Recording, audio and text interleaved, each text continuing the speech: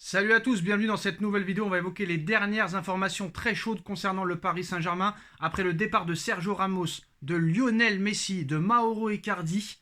Comme vous le savez, Neymar Junior, Marco Verratti et Kylian Mbappé n'ont jamais été aussi proches de quitter le Paris Saint-Germain. C'est enfin l'année du grand nettoyage, le grand coup d'aspirateur qu'on nous a promis depuis 2017 et qu'on n'avait jamais eu le droit. Et là, très clairement, voilà, c'est très clair, c'est la fin des paillettes, c'est la fin des starlets, c'est la fin des transferts illimités, surpayés. Maintenant, c'est le grand coup d'aspirateur. Marco Verratti et Neymar Junior très proches du départ pour l'Arabie Saoudite. Marco Verratti, quand même, au club depuis 2012. Neymar au club depuis 2017 sont sur le point de quitter le Paris Saint-Germain pour l'Arabie Saoudite ou pour peut-être la MLS pour Neymar, mais l'Arabie Saoudite pousse fort pour Verratti et pour Neymar. On est proche d'une sortie et Mbappé, Kylian Mbappé, qui n'a jamais été aussi proche de signer au Real Madrid et de quitter le Paris Saint-Germain parce qu'il a il a pris conscience très clairement que Paris ne changera pas d'avis et que Paris, très clairement, ne le refera plus jouer au football, en tout cas au PSG, tant qu'il ne sera pas parti ou tant qu'il n'aura pas prolongé. Parce que c'est sûr que s'il part, il ne pourra plus rejouer au Paris Saint-Germain. Mais s'il ne prolonge pas, il restera un an sans jouer au football. Et Mbappé, même s'il leur fait croire qu'il est prêt à rester un an sans jouer au football, impossible pour Mbappé de rester un an sans jouer au football, ça c'est sûr et certain. C'est inconcevable aussi pour Florentino Pérez de ne pas prendre de remplaçant à Karim Benzema. Donc maintenant, très clairement, les planètes sont alignées. On est proche d'un accord pour le départ de Verratti, de Neymar et de Mbappé. Et en plus du départ de Messi et de Ramos, un autre grand nom, un autre gros transfert, un autre titulaire indiscutable du Paris Saint-Germain pourrait aussi quitter le club dans les prochains jours ou les prochaines semaines.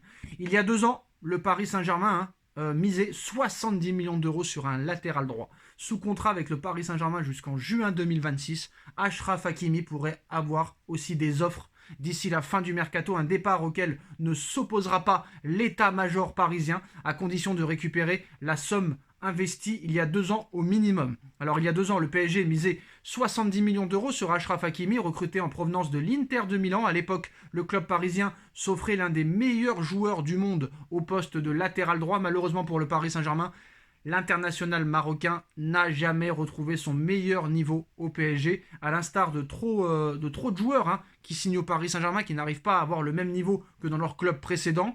L'ex-défenseur de l'Inter de Milan a donné l'impression de régresser à Paris et à s'éparpiller dans les affaires extrasportives qui ont, à mon sens, freiné sa progression.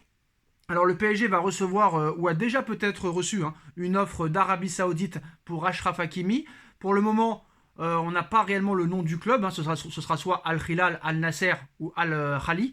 Alors ça peut être aussi Al-Hilal, mais aucune certitude. Cette offre serait autour de 40 millions d'euros. Paris en voudrait minimum 75 millions pour laisser partir Achraf Hakimi. Paris en voudrait 75, donc bien loin des attentes du Paris Saint-Germain pour le moment. Aucune idée sur les intentions du joueur pour le moment. On va essayer peut-être, et la presse va essayer d'en savoir plus. Donc Luis Enrique souhaite néanmoins en faire un titulaire indiscutable sur le couloir droit de la défense du Paris Saint-Germain cette saison. La philosophie de jeu très offensif de Luis Enrique peut convenir à Achraf Hakimi et le relancer à condition qu'il reste au Paris Saint-Germain, tandis qu'un départ de ce joueur n'a quasiment pas été évoqué depuis le début du mercato, très clairement. On affirme qu'au club de la capitale, qu'on a reçu une offre en provenance de l'Arabie Saoudite pour le défenseur marocain. Cette proposition se situe aux alentours de 40 millions d'euros, une offre bien inférieure aux exigences du Paris Saint-Germain pour Achraf Hakimi. Et pour cause, ça dévoile aussi que Nasser Al-Khelaifi veut récupérer la somme investie d'il y a 2 ans pour laisser Achraf Hakimi. Et en cas de proposition avoisinant les 75 à 80 millions d'euros, l'ancien piston de l'Inter de Milan ne sera pas retenu par le Paris Saint-Germain. Alors maintenant, ils ajoutent qu'aucune idée sur les intentions du joueur. Ajoute par ailleurs le média, alors qu'Hakimi est le joueur le plus proche de Kylian Mbappé au sein du vestiaire du Paris Saint-Germain et a sans doute été affecté aussi par la mise à l'écart de son ami Kylian Mbappé. Reste maintenant à voir si l'Arabie Saoudite ou un autre club s'alignera sur les demandes financières du Paris Saint-Germain, alors que pour l'heure, les Saoudiens n'ont pas habitué les clubs européens à verser des indemnités de transfert supérieures pour le moment à 50 millions d'euros. Alors un départ d'Achraf Hakimi serait en tout cas un gros coup dur quand même. On va pas se mentir pour le Paris Saint-Germain en étant tout objectif. objectivement parlant, c'est quand même un top latéral droit. Et dans la précipitation, à 3 semaines de la fin du mercato, pour moi, c'est un grand danger de se séparer de Achraf Hakimi. Qui est meilleur qu'Hakimi pour le moment à droite? Certes, il y a certains joueurs qui ont fait des meilleures saisons qu'Hakimi ces 2 dernières années. Mais bon, moi je pense que si très clairement l'Arabie Saoudite arrive avec une offre convaincante pour le Paris Saint-Germain, si tu laisses partir Marco Verratti, si tu laisses partir Mbappé, si tu laisses partir Neymar, si tu laisses partir Hakimi, j'espère que pour toi, que tu as déjà noté sur une shortlist leurs remplaçants. Et j'espère qu'ils auront un minimum leur niveau. Alors pour Mbappé, ça va être compliqué. Pour Verratti, je pense que c'est trouvable. Voilà. On dit que pour remplacer Marco Verratti, le Paris Saint-Germain pourrait aller sur De Jong dans les dernières semaines du mercato. Le Barça a un besoin très pressant d'argent et de liquidité avec leurs problèmes financiers. On a vu qu'ils ont été presque à supplier le Paris Saint-Germain pour qu'on leur prenne Ansu Fati. Mais le Paris Saint-Germain a répondu qu'il n'était pas intéressé par Ansu Fati parce que leur objectif était Bradley Barcola.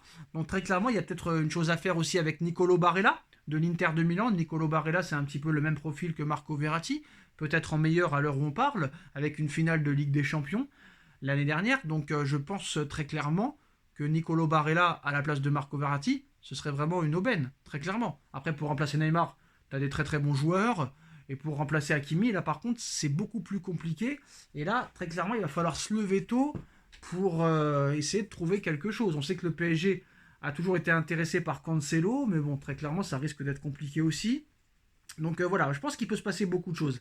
Mais après, c'est ça que moi je me pose comme question. Est-ce que, d'accord, ce serait un gros coup dur de laisser partir Hakimi, mais est-ce que c'est pas mieux d'avoir un joueur peut-être moins fort, mais plus régulier, plus appliqué et plus performant? Moi, c'est la question que je me pose. Voilà, très clairement. Bon, Joao Cancelo, ce qui est bien avec lui, c'est qu'il peut jouer arrière gauche et arrière droit, même s'il est plus à l'aise à gauche. Un Joao Cancelo, moi je dirais pas non, même si le Bayern de Munich ça a été un échec. Il a fait quand même de bons matchs à la Juventus, de bons matchs à l'Inter de Milan, de bons matchs à Manchester City. Donc j'ai envie de te dire pourquoi pas, il peut se passer d'énormes choses d'ici la fin de ce mercato. Le départ de Verratti, le départ de Neymar, le départ d'Hakimi, le départ de Marco Verratti, d'Mbappé, le possible départ aussi de Campos, de Luis Campos.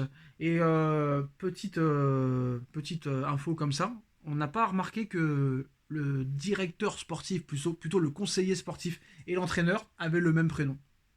C'est marrant. Donc voilà les postos, c'est la fin de cette vidéo. Dites-nous en commentaire ce que vous en pensez. Départ d'Hakimi aussi dans les petits papiers du Paris Saint-Germain. Si un club met les sous, et bah, très clairement Hakimi pourrait suivre Marco Verratti, Neymar et Mbappé, Messi et Ramos, très loin du Paris Saint-Germain. Dites-moi en commentaire ce que vous en pensez. On like, on partage, on commente, on s'abonne. On se retrouve très vite pour une nouvelle vidéo. Tchuss.